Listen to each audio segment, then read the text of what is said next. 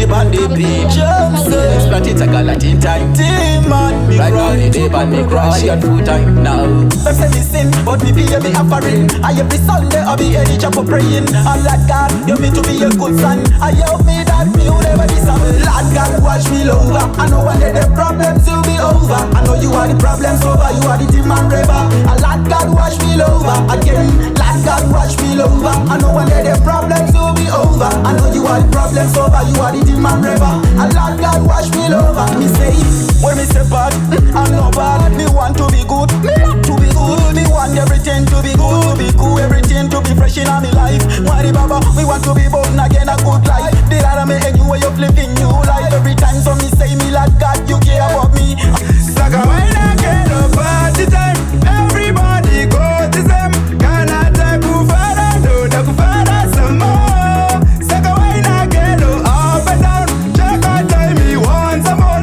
Gonna need a one, do taku fara for real. Saka na si bata baby. Kana waku wine another time. Kana na kukuka kuno ni waraite. Jiori kupita the summertime. Uri body kewa ni kusaize. Jiwe chete wana dipa shine. Nandita po, kaseti ko. Andita demu mwena. Chera mukaita 1, kana 2, kana 3, kana 4. Iwe chete njiwe weke unandita po. Uchiro wasipo ziri nona wanu fo.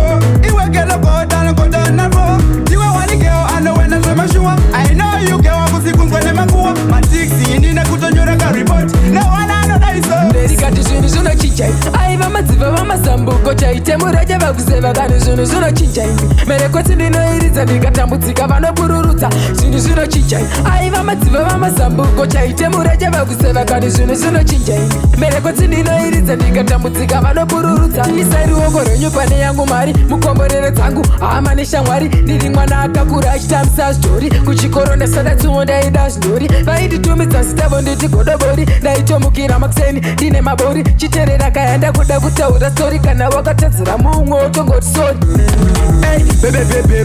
baby dakuda kutoita pakotiti arimbofana kutengera mazepi miraone ababy ndakuda kutoita pakotiti andofana kutengera mazepi miraone nekuti bebi wakanaka uchifamba kutange uri kutweka kunenge iwewe uchine mukaka handimbofa futi ndakubuka itai futi yekereperula uri wekubhodziwa nabebi watora mabula paripapashange unotopfeka zvinotura uri kapriki type autambe nezvidhura